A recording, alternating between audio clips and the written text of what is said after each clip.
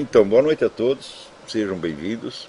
Estou gratíssimo aí à Vida Editorial, César Quinho, Silvio Grimaldo, a todos que trabalharam para a edição deste livro, sobretudo aqueles que conservaram esses textos, que muitos deles são apostilas que eu usei em aula, né?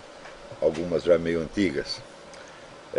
A ideia geral do livro foi reunir esses escritos isolados, que tem, vamos dizer, como tema geral a descrição compactada do que é o espírito da filosofia, qual é o intuito, qual é o propósito com que, desde a antiguidade, alguns seres humanos se entregaram a especular certas questões. E o ponto básico aí é de que quando a filosofia começou não havia um programa de estudos universitários com o nome de filosofia, ou seja, não havia um repertório de questões estabelecidas e padronizadas, tá certo? Com uma bibliografia pronta para você estudar, tá certo? E se vocês observarem a evolução da filosofia, pelo menos até o século XVIII, vocês verão que isto não existiu durante todo este tempo, né? Com algumas exceções, vamos dizer, temporárias em algumas escolas. Mesmo naquele local e naquelas situações em que a filosofia alcançou o máximo de formalização pedagógica, isso é, no ensino escolástico, mesmo aí, vamos dizer, o cume do ensinamento era uma coisa que se chamava questiones quod libetales, que era, assim, um professor, vamos dizer, consumado, renomado, né, que estivesse no topo da carreira, era convidado a responder qualquer questão que a congregação, professores e alunos lhe colocasse. Tá certo? Então, existe, em Santo Tomás de Aquino, tem lá, né, alguns volumes de questiones quod libetales, onde se podia colocar qualquer questão, fora de qualquer programa estabelecido. Tá certo? Mas ainda, você também verificará que algumas das obras fundamentais da filosofia medieval não foram escritas dentro de um programa pedagógico pré-estabelecido, mas foram escritas para responder a questões colocadas pela própria situação histórica. Tá certo? Este é o exemplo, por exemplo, da Suma contra os Gentios. Na época havia uma grande penetração, vamos dizer, de material escrito de origem islâmica, em geral árabe, tá certo? Embora muitas vezes a gente chame de árabes os que eram na verdade iranianos, tá certo? E isso evidentemente colocava várias questões que não faziam parte do repertório do programa filosófico das universidades, tá certo? Questões que eram suscitadas pela comparação entre as doutrinas cristãs e islâmicas. E foi justamente para responder a estas, vamos dizer, a esse tipo de dificuldades que Santo Tomás de Aquino escreve a Suma contra os Gentios, que, na verdade, como, vamos dizer, exposição integral da sua filosofia, é até mais importante do que a Suma teológica. Porque a Suma teológica é escrita para os estudantes principiantes, tá certo? E ela se apoia amplamente na autoridade das Escrituras, o que Santo Tomás de Aquino não faz na Suma contra os Gentios, onde ele sabe que ele está falando para um público que não participa das premissas teológicas cristãs. Quer dizer, alguém que não aceita a revelação cristã, ou pelo menos não a aceita nos termos em que os cristãos aceitam, porque há uma parte, há certos aspectos da revelação bíblica que os muçulmanos aceitam, mas interpretando-a do seu jeito, tá certo? Quer dizer, completamente diferente e radicalmente incompatível, às vezes, com o sentido cristão originário. Então, ele mesmo diz, aqui eu estou argumentando em bases puramente filosóficas, eu não tenho o respaldo teológico que eu tenho quando estou me dirigindo a um público de estudantes cristãos. Então, para o estudante de filosofia, a Suma contra os Gentios é muito mais importante do que a Suma teológica. tá certo? Então, justamente esta obra central, e que, na verdade, como construção, é uma absoluta obra-prima, né? E que ilustra muito bem aquele princípio do Erwin Panofsky, da identidade de estruturas entre as catedrais góticas e os tratados escolásticos. Parênteses. A explicação histórica que Panofsky dá para isso está errada, mas a identidade de estrutura realmente existe. Tá certo? Aliás, esse é um dos temas que eu toquei de raspão aí neste livro.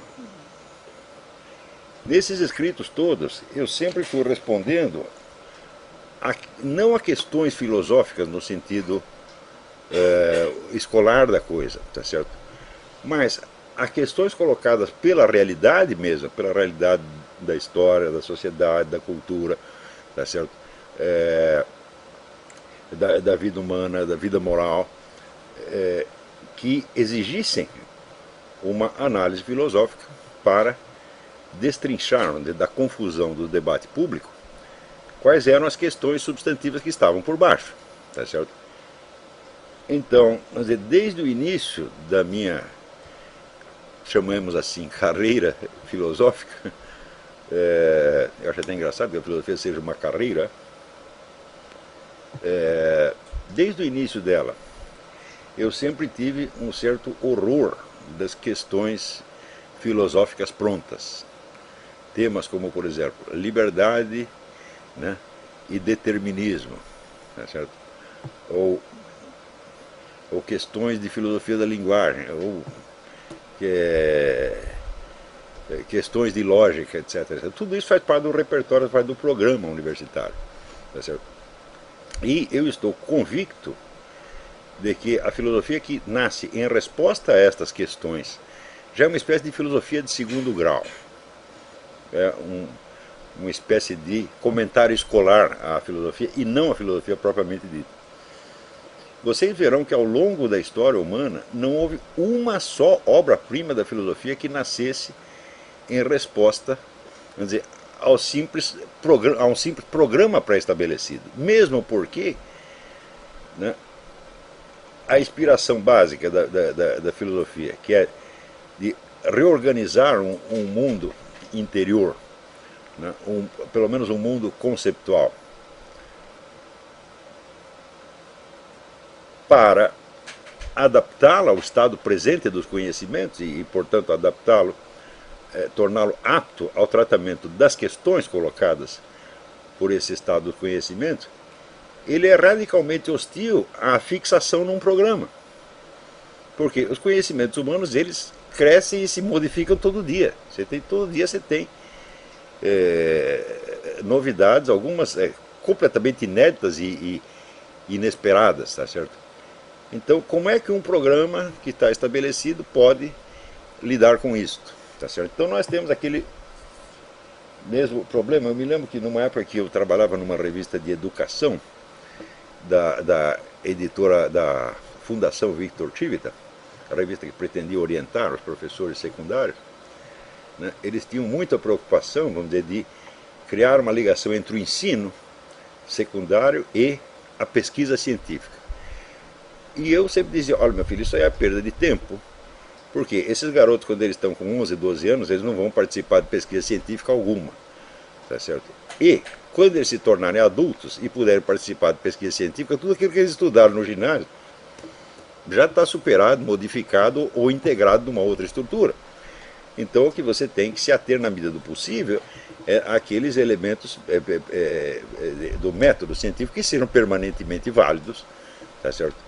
Elementos de lógica, por exemplo, né? Ou, vamos dizer, até o conceito central, básico do método científico, tal como foi criado por Galileu e Claude Bernard. Então isso deve ser ensinado como um dado histórico, não que a concepção de Galileu e Claude Bernard possa ser usada na prática, tá certo? Sem nenhum acréscimo ou modificação hoje em dia, mas como um dado histórico continua válido e importante. Eu falo, vocês deviam ensinar essas coisas, vamos dizer, do passado, em vez de vocês tentarem apreender, pegar com as mãos um presente que está escorrendo e que daqui a pouco vai ser passado, né?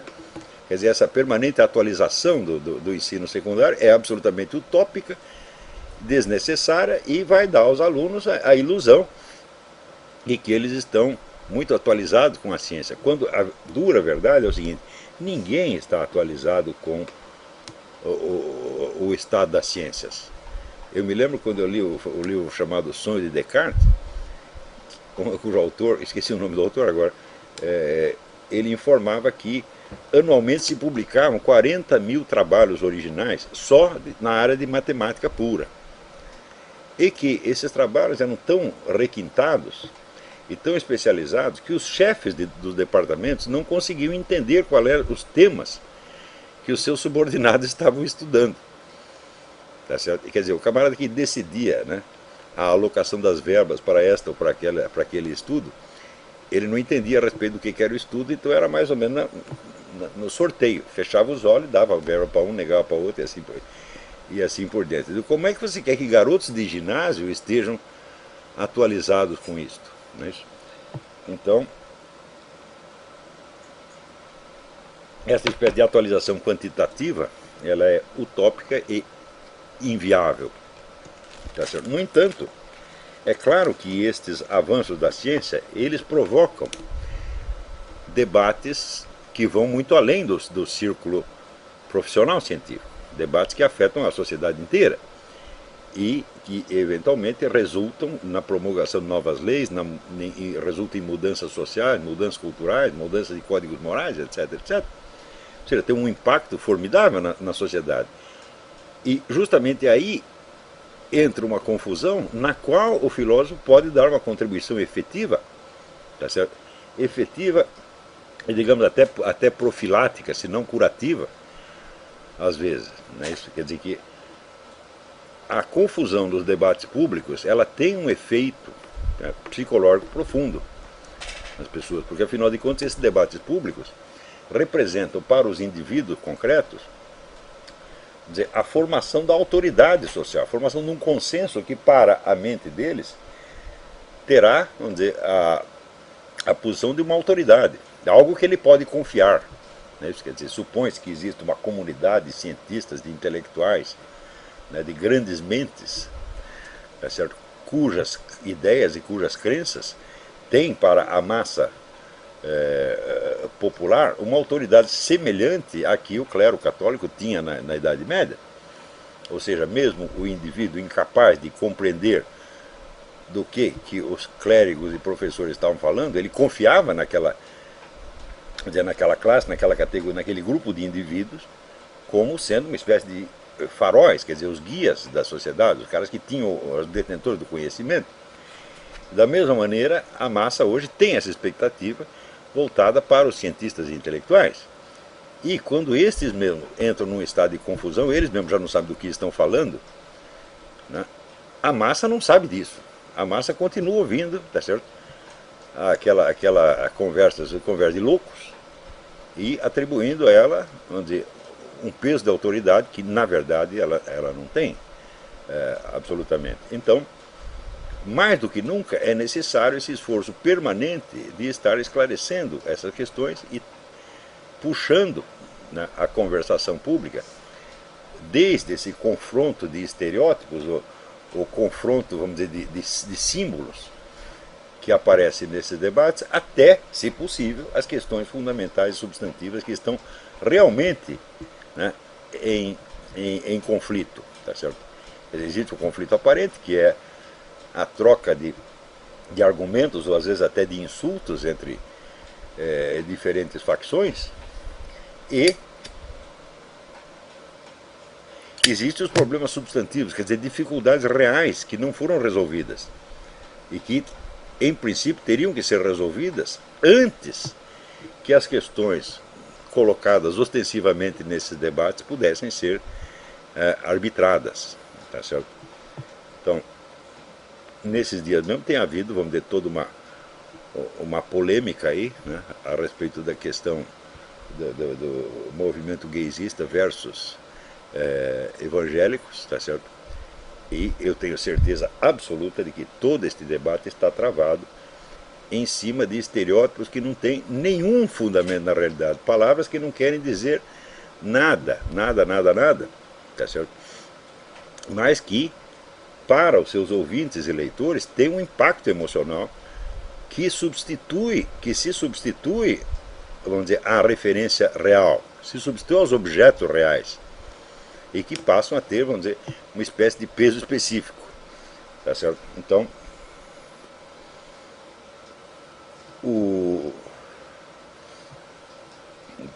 hoje mesmo eu estava aqui conversando com a Roxane, expressões como, por exemplo, a palavra de Deus, né? É uma expressão que está na boca de todo mundo. Então, quando católicos ou evangélicos entram nessa discussão sobre gaysismo, sobre outras questões morais, eles se referem à autoridade de algo que eles chamam a palavra de Deus. Não é isso? Porém, o que é a palavra de Deus? É a Bíblia. Quer dizer, você quer dizer que aqueles sinais que estão impressos na página são a palavra de Deus? Não pode ser. Né? Porque estes sinais não trazem em si o seu próprio significado. Esse significado só se atualiza na mente de quem lê. E como dizia Aristóteles, a verdade ou a falsidade está no juízo e não na proposição. O que é a proposição? É uma mera frase. O juízo é o entendimento real e, portanto, o sentimento de aprovação ou desaprovação que a alma humana, que a mente humana tem no instante em que houve a proposição. Então você jamais pode dizer que tal proposição é verdadeira ou falsa. Ela se tornará verdadeira ou falsa conforme o sentido que você apreenda nela. Se você diz que a palavra, o texto da Bíblia é idêntico, tá certo? Ainda que haja uma variação de traduções, etc., em princípio é idêntico. Né? Então, várias pessoas lendo a mesma edição da Bíblia, a mesma tradução, entendem-na de maneira completamente diferente. Então, e algumas dessas maneiras são ostensivamente falsas. Se você disser que a Bíblia, vamos dizer, o papel onde está impresso, né, aquelas palavras, é a palavra de Deus, então continua sendo a palavra de Deus no instante em que o teólogo da libertação a compreende de maneira totalmente invertida. Então, a palavra de Deus não pode estar num papel, né? Ela vai de Deus para a alma humana. Isso é no instante que você lê, ou se estabelece, ou não se estabelece, vamos dizer, um contato com o intuito divino. E é aí que está a palavra de Deus, e não no papel impresso. Né? Ou seja, quando você diz que a Bíblia é a palavra de Deus, você está raciocinando metonimicamente. A Bíblia não é a palavra de Deus, a Bíblia é o signo da palavra de Deus. E esse signo, no instante que você o decifra, você capta ali ou a palavra de Deus, ou a palavra do capeta, ou a sua própria imaginação, onde você atribui sentidos que Deus não poderia ter colocado ali. No mínimo, porque Deus não é idiota. Pelo menos, Deus não é tão burro quanto você. Tá certo? Então, uma das características da mente contemporânea é que ela é ferozmente metonímica. Ou seja, ela sempre toma a causa pelo efeito, o instrumento pelo agente, a parte pelo todo, sistematicamente, e não percebe que é metonímica, acha que está falando de coisas, de fatos do mundo, quando está falando apenas da sua própria linguagem. Tá certo?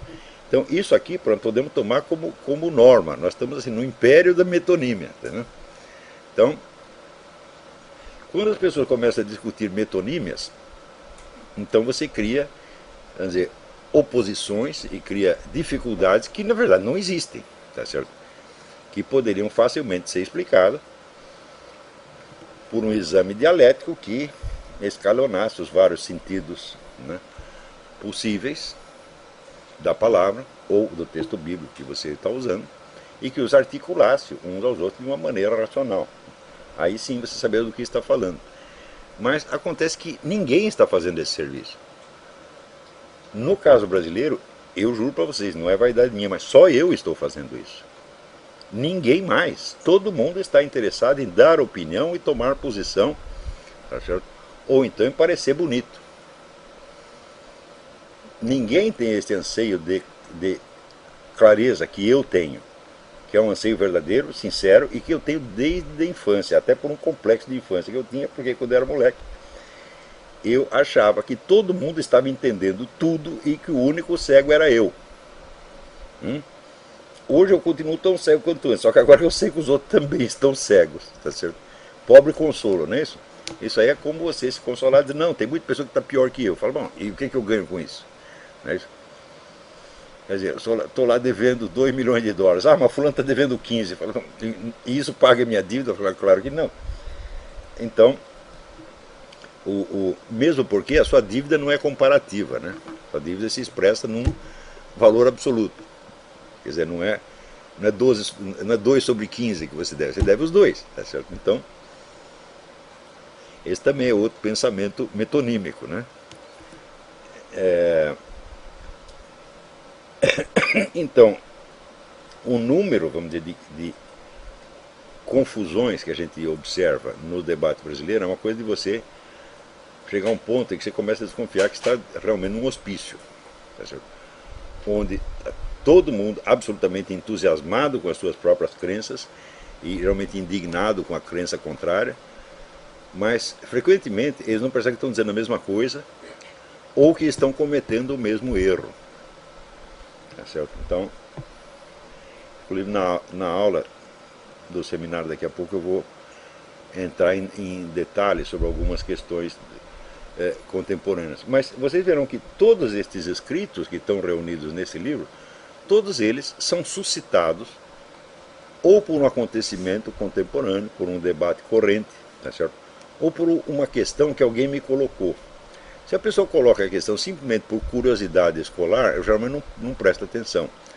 Mas quando eu vejo que aquilo expressa um drama real da pessoa, uma dificuldade real, então daí, eu não resisto a examinar aquilo. Às vezes até perguntas idiotas, perguntas cretinas. Eu digo, bom, por trás da pergunta cretina, às vezes se esconde uma questão difícil e até dolorosa. Então não temos que prestar atenção na forma cretina de que o indivíduo revestiu um drama real, mas sim na própria substância do drama real, e é esse então que temos que responder.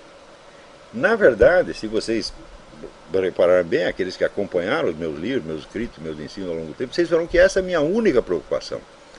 Eu não estou absolutamente interessado, vamos dizer, em construir um sistema doutrinal, tá certo? Em construir uma espécie de catedral gótica, tá certo? Os meus ensinamentos, mas exclusivamente em lançar alguma luz sobre isso, em parte para esclarecer a minha própria mente e para eu saber o que fazer perante essas questões, mas em parte porque eu vejo que sofrimentos humanos reais decorrem de colocações irreais dos problemas. Não é isso?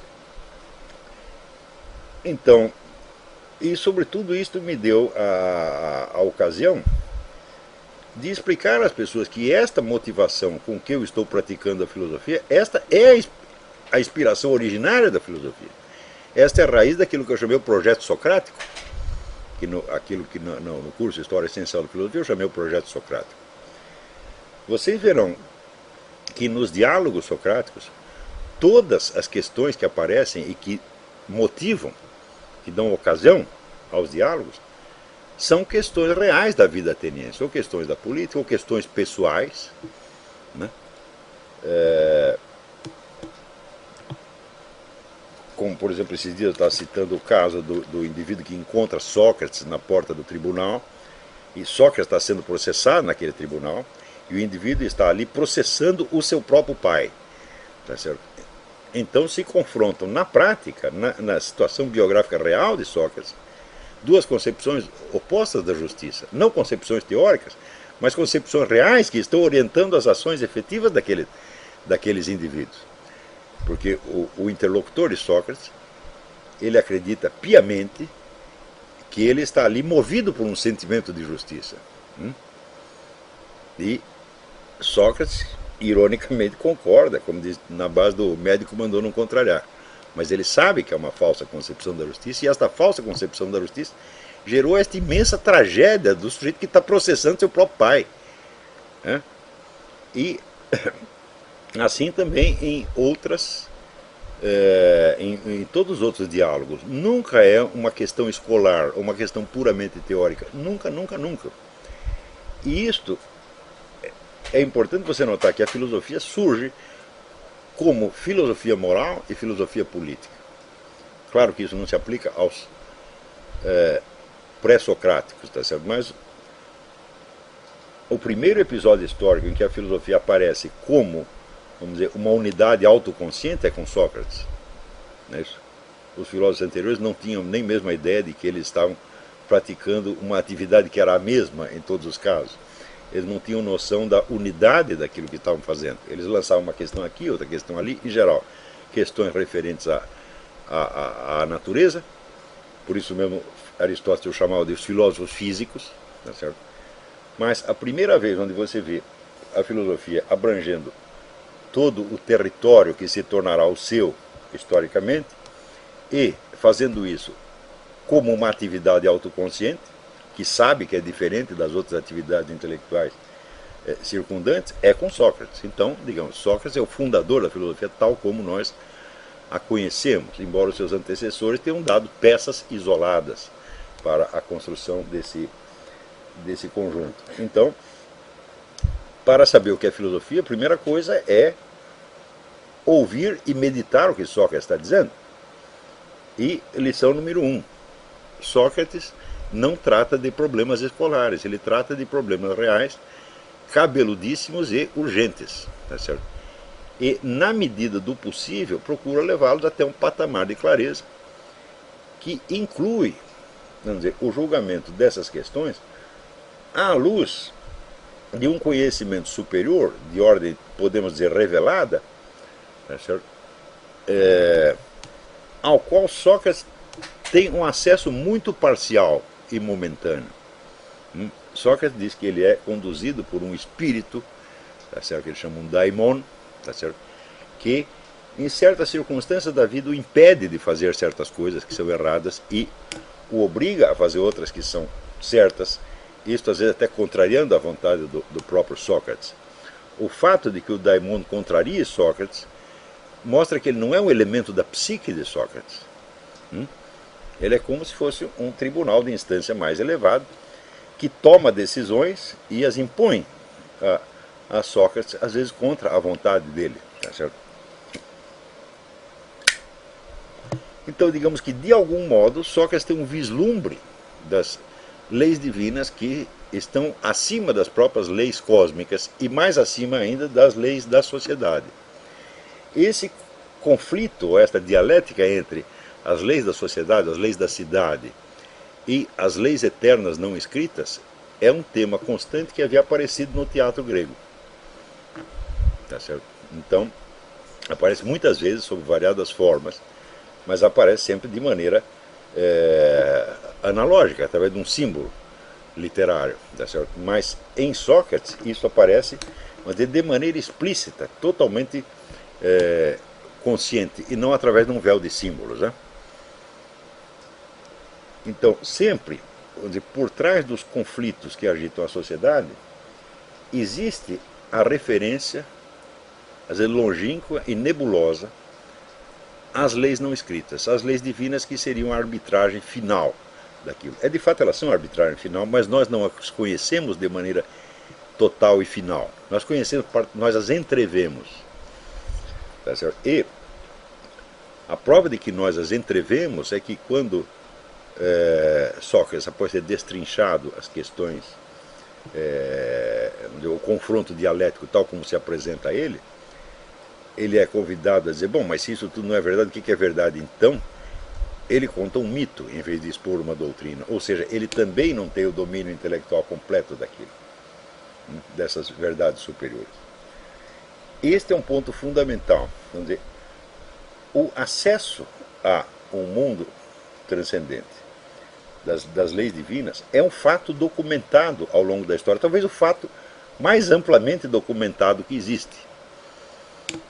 Sócrates no alto do Monte Sinai, são os apóstolos recebendo o Espírito Santo, são os profetas do Antigo Testamento recebendo missões divinas, Santa Teresa de Ávila conversando com com Jesus Cristo, tá certo?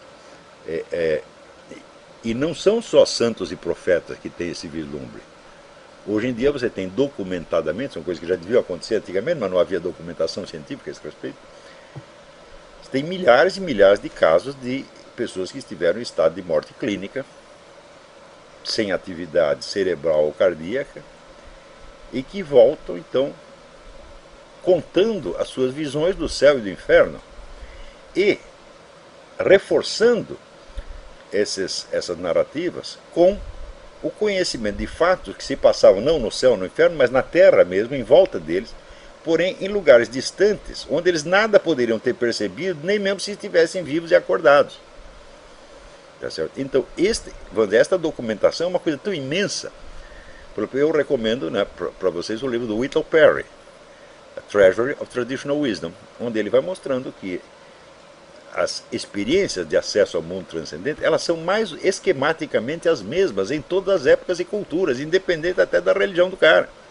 O que acontece hoje também nesses experimentos de morte clínica.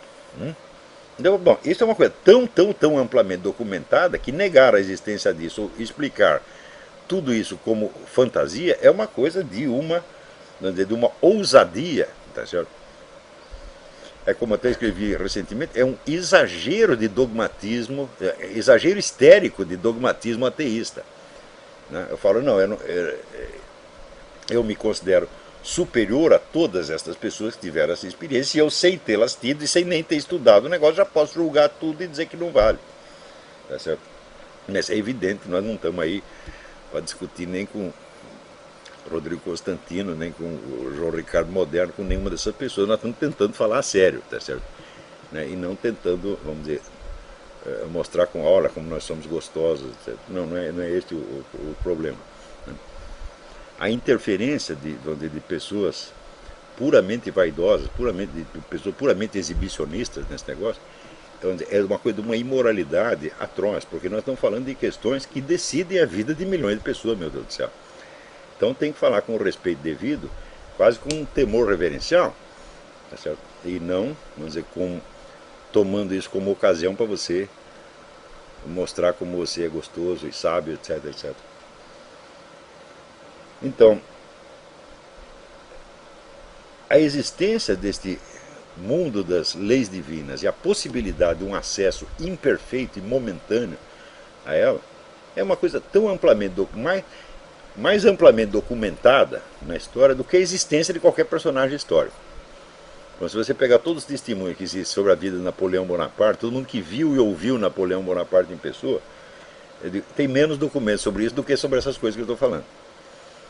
Tá certo? Então, na hora que você começa a reunir essa documentação, você diz, não, peraí, este é um fato conhecido da humanidade. Tá certo? Sem contar todo o campo enorme, vamos dizer, dos milagres, tá certo? E das revelações pessoais, etc, etc. Quando você reúne tudo isso, você fala, pô, se existe uma coisa da qual não se pode duvidar é que essas coisas aconteceram. Né?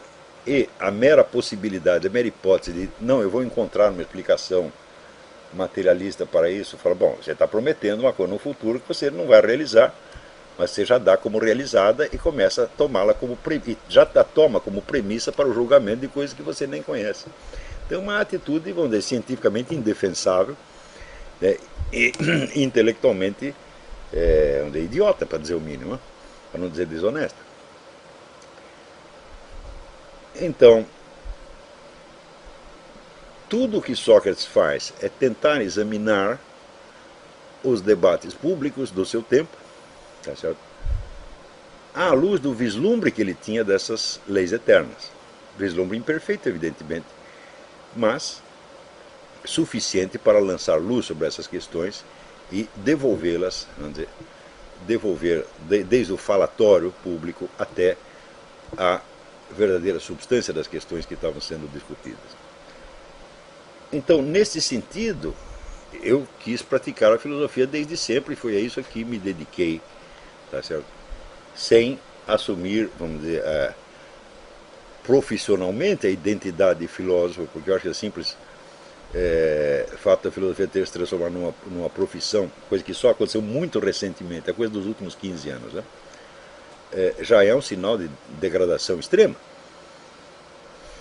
porque nenhuma formação profissional pode garantir que o indivíduo vai estar realmente preparado para isso, tá certo? Onde a formação profissional garante que ele está preparado para tratar das questões que lhe foram ensinadas na escola, mas as questões, por definição, não são as questões reais que estão em conflito no debate público, tá certo?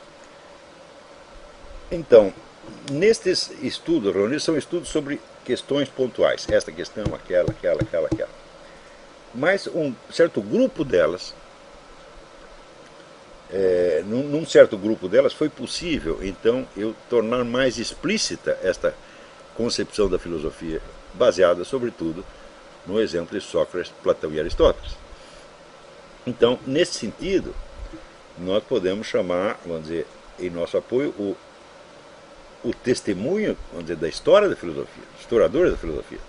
Todos eles sabem que foi entre Sócrates e Aristóteles, passando por Platão, que a filosofia se autodefine como uma atividade autoconsciente, né, e diferente das outras e com uma identidade própria.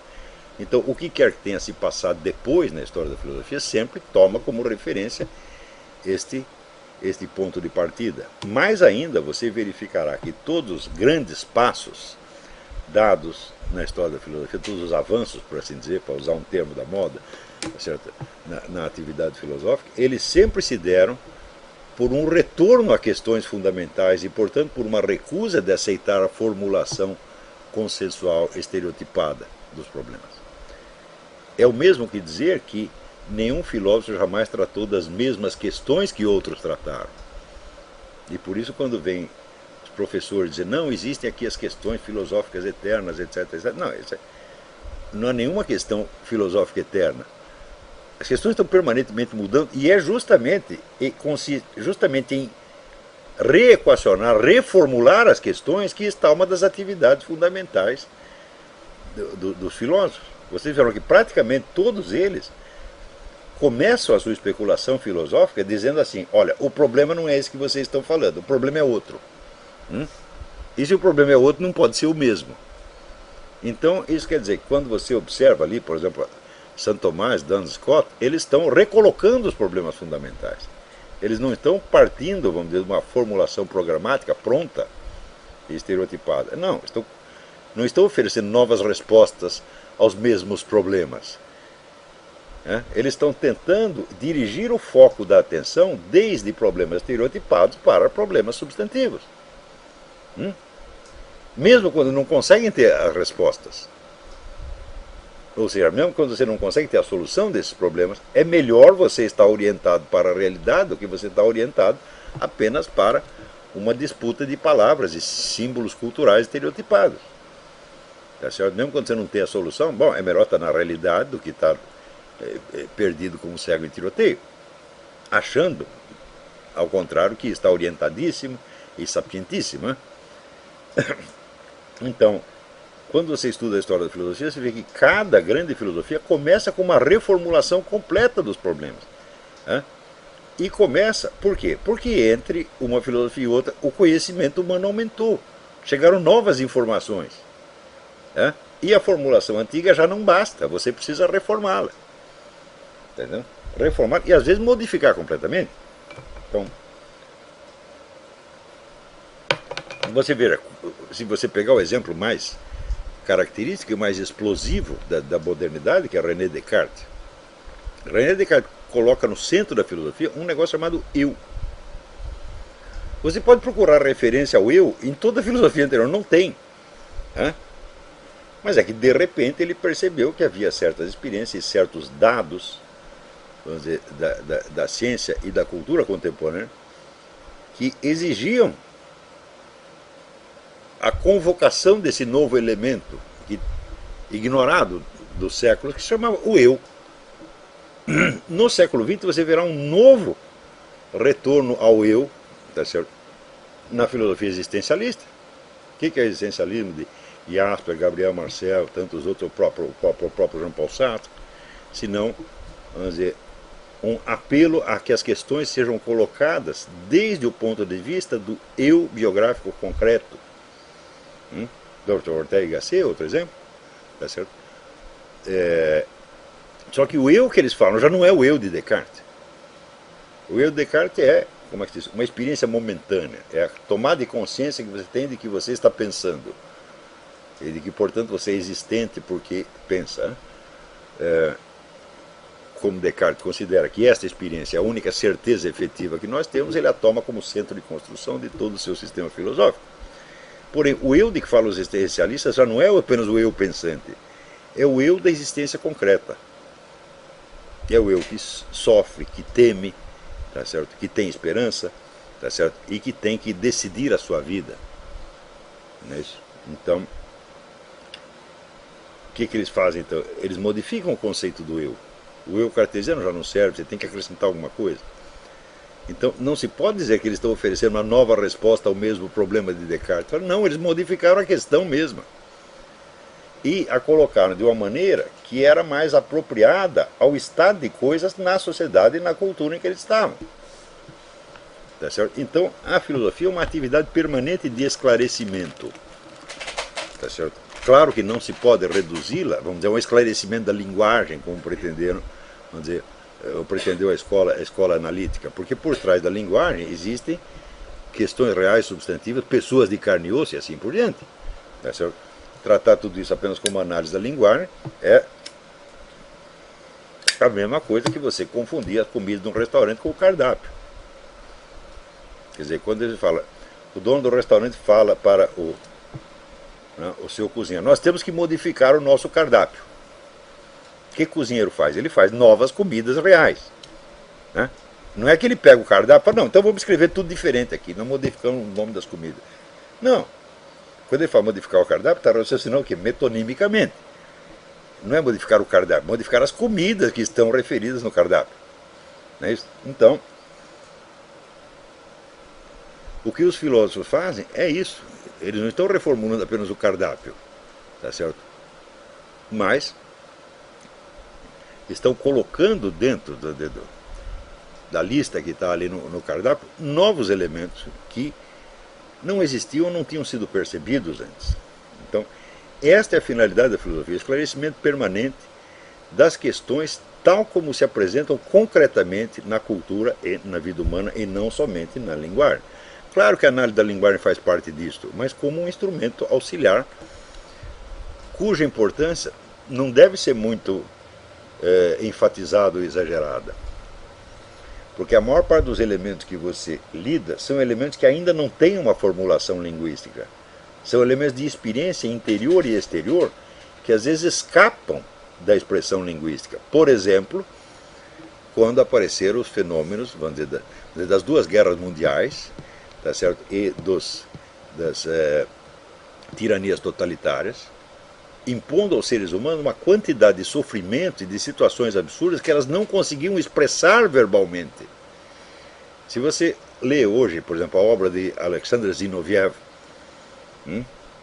Alexander Zinoviev era um professor de lógica, lógica matemática, e ele usa o seu instrumental lógico para criar uma nova linguagem capaz de descrever o que é a situação real vivida pelos cidadãos do Império Soviético, da União Soviética.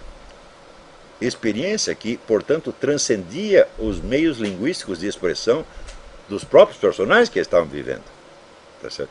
Então, como poderia isto ser uma mera análise da linguagem se a linguagem para expressar aquilo não existia no momento?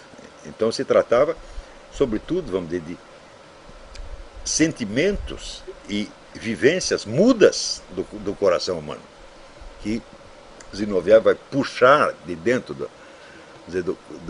da alma humana e dar uma expressão linguística finalmente.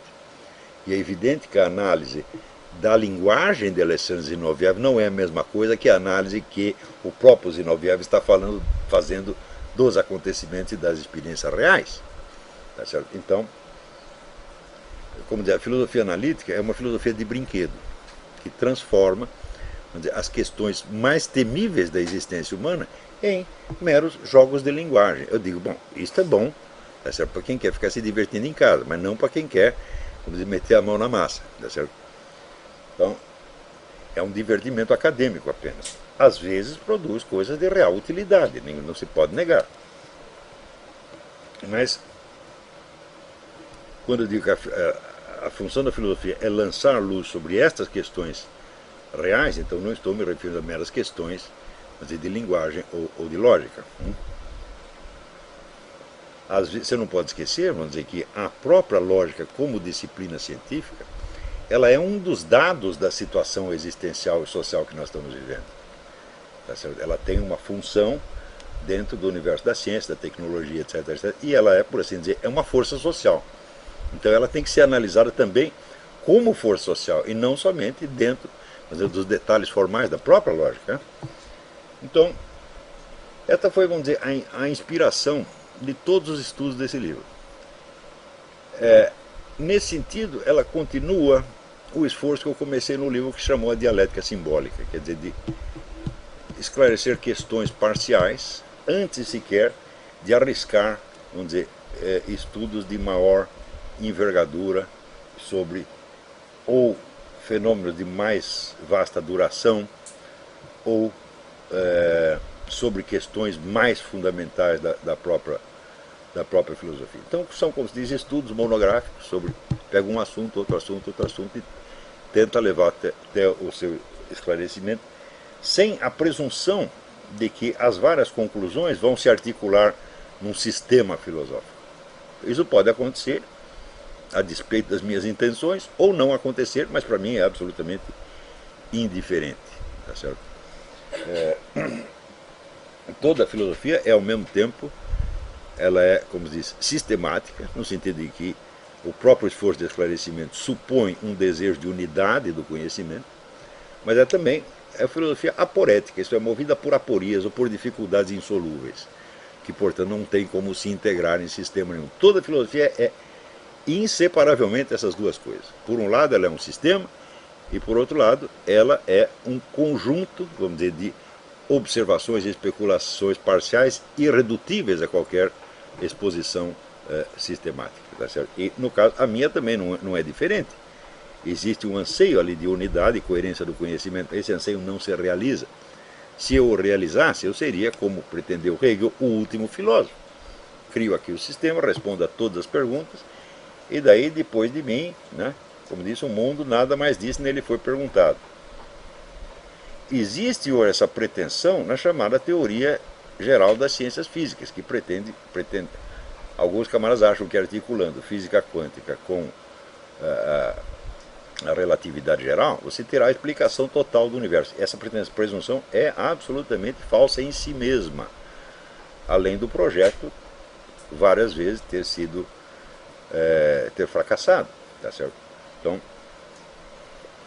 Então, entre, vamos dizer, uma teoria geral do universo físico, tá certo, e a resposta a todas as questões filosóficas, o caminho é imenso. Quer dizer, mesmo que existisse essa teoria geral, que a teoria não conseguia, né, e a tentativa de articular as duas coisas às vezes leva a resultados absolutamente decepcionantes, que, como disse o físico Michio Kaku nesse vídeo que eu coloquei em circulação no Facebook, parece que coloca em questão o edifício inteiro da física contemporânea. Ou seja, em vez de a física conseguir abarcar a totalidade dos fenômenos, são os fenômenos que vêm e estouram com todas as explicações físicas existentes. Coisa que já aconteceu várias vezes na história e ainda vai continuar acontecendo, levando à conclusão, como diz o próprio Michio Kaku, de que a natureza é mais esperta do que nós. Então, o anseio de unidade, ele está presente na alma humana, tá certo? E está presente porque houve, em outras épocas, esse vislumbre do universo das leis divinas. Se nós não tivéssemos isso, a questão da unidade do conhecimento, da unidade do fenômeno universal, jamais nos seria colocado para nós. Vocês já viram algum urso, algum jumento especular a unidade do conhecimento? Não, porque não tem vislumbre do universo das leis divinas. Então ele vive, né, como dizia o biólogo Huxley, ele vive no seu Umwelt, no seu círculo de experiência imediata, e não quer saber se existe alguma coisa para além daquilo. Tá certo? Então, se há uma coisa com a qual os animais não se preocupam, é a unidade do real e a unidade do conhecimento. E nós só nos preocupamos com isso porque nós tivemos um vislumbre da unidade. Mas é só um vislumbre. Então, desde esse vislumbre, não podemos construir um sistema unitário universalmente explicante.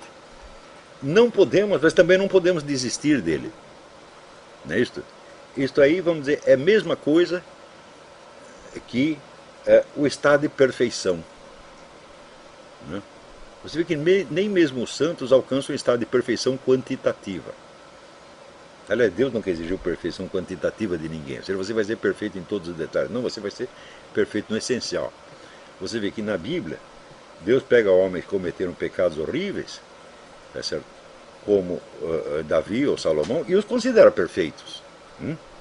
Os críticos não. E aí vão realçar os defeitos de Davi e Salomão. Mas para Deus aquilo está bom. Porque Deus sabe que a nossa perfeição é puramente analógica, a perfeição simbólica. Ou seja, perfeito o suficiente para que através de nós algo da perfeição divina transpareça. Algo e não tudo, meu Deus do céu. Você vê, se você pegar a história de Jesus Cristo como está na Bíblia, a perfeição divina transparece ali? Não, a própria Bíblia diz, Jesus Cristo fez e disse muitas outras coisas que se nós fôssemos escrever não haveria lugar suficiente para caber tanto livro. Portanto, quer dizer que mesmo a perfeição de Jesus Cristo, tal como aparece no Evangelho, ela também é analógica, ela não é o todo, ela simplesmente insinua o todo, mesmo no caso de Jesus Cristo, quanto mais no nosso. Tá certo? Então, claro que nós, seres humanos, nós somos malvados, e nós sempre procuramos a perfeição quantitativa, mesmo nas melhores pessoas, e se não encontramos, nós realçamos os seus defeitos. Tá certo? Você sabe que no Brasil existe uma verdadeira obsessão de procurar o ponto cego, né, na mente das pessoas. Então você lê tudo que o sujeito escreveu, lê um monte de coisa que ele escreveu, não em busca do que ele sabe, do que ele pode te ensinar, mas daquilo que ele não está enxergando. Não porque você tenha, vamos dizer, o intuito de realmente transcender, de enxergar algo além dele. Não, o pessoal se contenta com o tal do ponto cego, que serve para quê? Para você invalidar, né, às vezes uma obra inteira ou uma vida inteira de bons serviços prestados. Então, isto é evidentemente, como disse um sujeito que era presidente do Banco Mundial, ele disse, o Brasil nunca irá para frente porque é uma sociedade baseada na inveja. Eu não lembro o nome do cara, mas era um sábio. Né?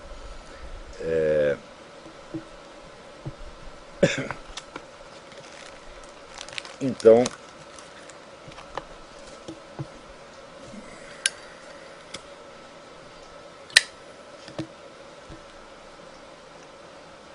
essa foi então a inspiração do livro, e eu não estranho que muitas vezes perante esses livros, como perante as minhas aulas, conferências, as pessoas tenham a impressão de que certos dramas e dificuldades delas foram curadas ou pelo menos atenuadas, porque este é exatamente, né, o objetivo da filosofia, é trazer a mente, trazer o foco de atenção de volta, vamos dizer, aos dados fundamentais da realidade e, portanto, protegê-las contra, né, o desvario público da luta entre palavras, ou luta entre símbolos, tá certo? Ou da luta entre metonímias contrárias. Tá certo? Ao contrário, os ideólogos, os doutrinários, os agentes do processo político estão sempre tentando envolver vocês nisso, o tempo todo.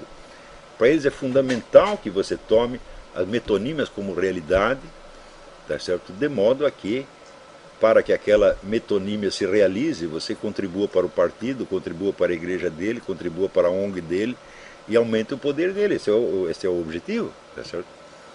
E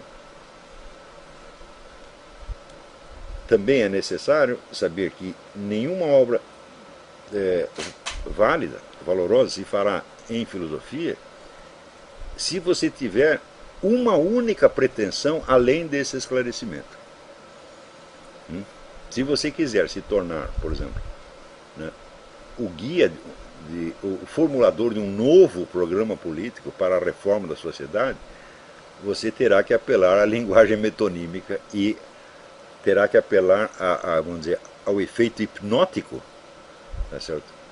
De transformar, de tomar figuras de linguagem como se fossem fatos da realidade, para que as pessoas movidas por esses símbolos, né, ora metafóricos, ora metonímicos, se armem e se organizem em favor do seu partido ou da sua proposta. Então, isso é incompatível com o trabalho do filósofo. Não dá para fazer as duas coisas ao mesmo tempo. Você tem um dia, você tem que escolher. Quer dizer, eu quero guiar as pessoas para a realização deste ou daquele objetivo social, tá certo? Ou quero, ao contrário, trazê-los de volta para certas realidades fundamentais, desde as quais não é possível, às vezes, formular nenhum programa político, ou religioso, ou ético, ou coisa assim. Tá certo? Quer dizer, o retorno à realidade é o objetivo permanente da filosofia, permanente e final. Não há nada que nós possamos fazer além disso. Isso não quer dizer que, ocasionalmente, você não possa contribuir para uma ou outra causa social, sabendo as limitações dela, e sabendo, sobretudo, que dentro, vamos dizer, da dialética histórica, qualquer tese que você emita, qualquer proposta, tão logo ela se converte em ação humana, ela também se converte no seu contrário. Isso aí foi descoberto por Hegel e até hoje ninguém desmentiu. Quer dizer, o esforço de implantar uma nova política, tá certo? Uma nova proposta, requer, vamos dizer, a condensação, vamos dizer, a cristalização de instrumentos de ação, de instrumentos de poder que modificam retroativamente o sentido da proposta. Isso não quer dizer que eles foram infiéis, eles traíram a proposta. Não, isso é inevitável, isso acontece mesmo. Então, eu vou lhe dar um exemplo. A democracia, todo mundo adora a noção de democracia. Agora, como é que você implanta a democracia? Para implantá-la, você tem que usar de instrumentos que são profundamente antidemocráticos. Não é isso? Então, vamos dizer, a simples ideia de você, de direitos iguais, tá certo? Sim, todos têm os mesmos direitos. Eu digo, mas sim, mas por que o sujeito não tem o direito de ter uma concepção totalmente diferente dos seus direitos? Você nem pode admitir que outras concepções venham distorcer a sua concepção originária, e nem você pode excluí-las do âmbito dos direitos que você mesmo está estabelecendo. Então isso quer dizer que a democracia ela subsiste através de um conflito onde os elementos antidemocráticos entram como partes integrantes do processo. E quando as pessoas não sabem isso, quando elas acreditam literalmente nos seus ideais, então elas são cegas e se tornam, por assim dizer, idiotas fundamentalistas. Existe um fundamentalismo cristão, como existe um fundamentalismo gaysista, como existe um fundamentalismo comunista, como existe um fundamentalismo social-democrático, e assim por dentro, são todos fundamentalistas. Quer dizer, aqueles que entendem a linguagem, vamos dizer, essas fórmulas metonímicas como se fossem coisas ou realidades, são todos fundamentalistas. Não é certo? Então, quer dizer, quando o Eric Wegelin diz o homem moderno é essencialmente fundamentalista, é isso que ele está querendo dizer. Especificando melhor o que ele quis dizer, eu cheguei a esta fórmula. O homem moderno pensa metonimicamente e toma metonímias como fatos. Espera aí, aqui tem uma pergunta. O pensamento metonímico consiste em você tomar uma expressão que está designando uma coisa indiretamente como se fosse uma expressão direta da coisa. Como, por exemplo, a expressão palavra de Deus. A Bíblia é a palavra de Deus. Fala, não. A Bíblia é o signo impresso da palavra de Deus. Não é a própria palavra de Deus que está presente. A palavra de Deus só se efetivará na alma do ouvinte. Senão, qualquer interpretação que você desse da Bíblia, por mais absurda que fosse, seria também a palavra de Deus. Não pode ser. Então, dizer a Bíblia é a palavra de Deus é uma metonímia. Você está tomando o signo como se fosse a coisa, e não é. Entendeu? Do mesmo modo, o mesmo tipo de pensamento metonímico você observa em todos os debates públicos. Então, vamos dizer, a simples redução, vamos dizer, da metonímia à expressão, vamos dizer, correta, exata e literal dos termos envolvidos, já é um grande serviço que a gente pode prestar à humanidade. Entendeu? Quer dizer, vocês estão indo atrás de bandeiras atrás das quais não tem nada. São sinais de fumaça, eles estão indo atrás de fumaça. Tá certo? E não vão chegar a nada. Agora, o preço disso é, às vezes, você entender que os dramas humanos em torno dos quais se levantam os partidos, os grandes conflitos, etc., às vezes não tem solução. E as pessoas que prometem solução só podem fazê-lo mediante o pensamento metonímico que, vamos dizer, ao atrair, né, como que um ímã, como que ao magnetizar as massas para que juntem forças e criem processos de ação social, produz efeitos que nunca podem ser os prometidos na proposta original. Nunca podem ser. Eles sempre serão alterados.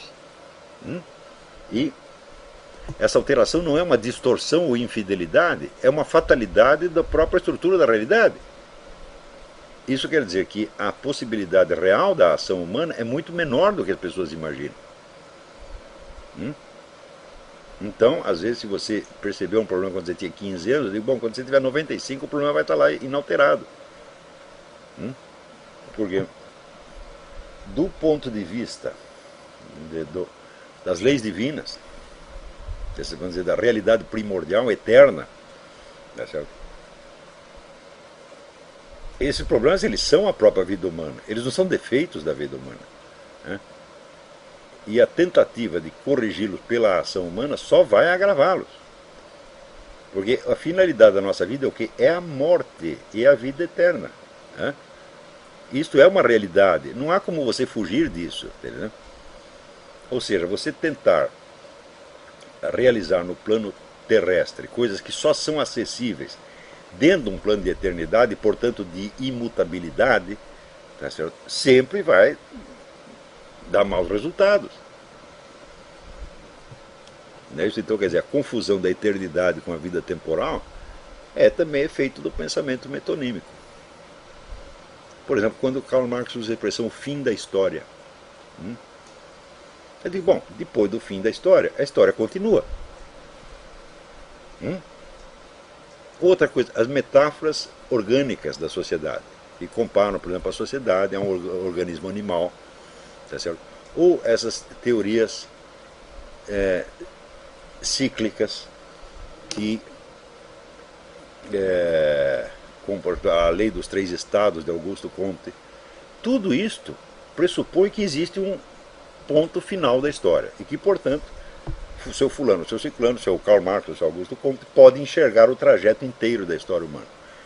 Agora é o seguinte, qual é a duração desse trajeto? Ninguém sabe. Quando perguntaram para o próprio Jesus Cristo, ele disse, eu não sei, só Deus Pai é que sabe. Veja o que é isto. Quem é Jesus Cristo? Jesus Cristo é o Logos, é a inteligência divina. O que é Deus Pai? É o poder divino, é a vontade divina. Então, Jesus Cristo está dizendo que o fim dos tempos será uma decisão livre de Deus Pai. E não uma imposição, vamos dizer, da lógica imanente, imposição, vamos dizer, da própria inteligência divina.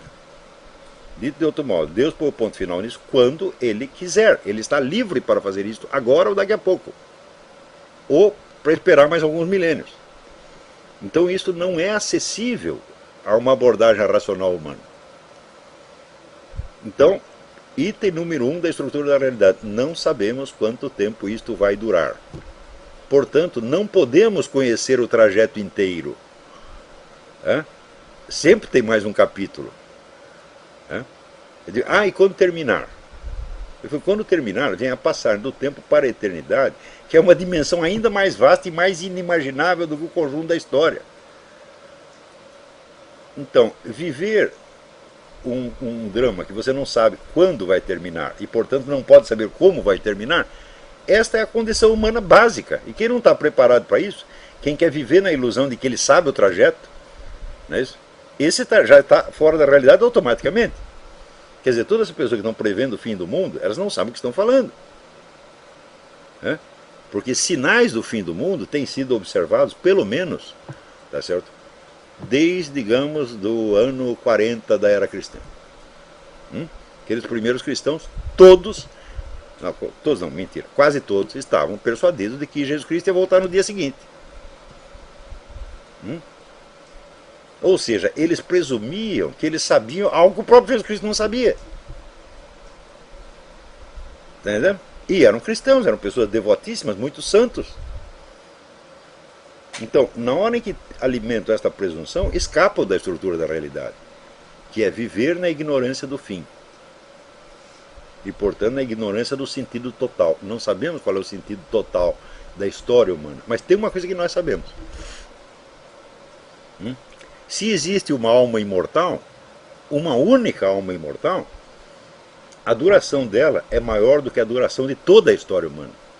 E, portanto, o trajeto inteiro da história humana, visto do ponto de vista de uma alma imortal na eternidade, será apenas um capítulo da sua história. Então não se preocupe, meu filho, você quer saber o fim da história? Você vai saber. Porque você é necessariamente uma alma imortal. Eu creio já ter demonstrado isso no curso da imortalidade. Não há como escapar da imortalidade. Então, para que você está com tanta pressa de saber o fim, se depois você vai saber mesmo de qualquer maneira? Então, os nossos esforços, por exemplo, de filosofia da história, não devem ser voltados à finalidade de saber qual será o sentido último da história ou quando vai acabar, mas apenas de ajustar o nosso foco à situação real que nós estamos vivendo. Então, todos os trabalhos que eu coloquei neste livro têm esta finalidade. Então, eu creio que isto justifica a sua publicação, né? E até justifica que algumas pessoas gastem R$39 para ler o que eu escrevi ali. Então, novamente, eu agradeço aqui a atenção, a presença de todos, agradeço a Vida Editorial, ao Silvio Grimaldo, a todos aqueles que colaboraram, não dá para fazer a lista inteira dos nomes, né, certo? E eu creio que outras coletâneas do mesmo tipo ainda serão publicadas. Tem uma segunda que já está em preparação, chama Conhecimento e Presença, e talvez haja, tem uma segunda, uma terceira, porque a primeira foi a Dialética Simbólica, e talvez haja em seguida uma quarta, antes da publicação de qualquer estudo mais abrangente, como, por exemplo, a questão da mentalidade revolucionária e outros assuntos. Então, é isso aí. Eu encerro por aqui e daqui a pouco começamos a aula do seminário. Muito obrigado a todos e que tudo seja para a maior glória de Deus.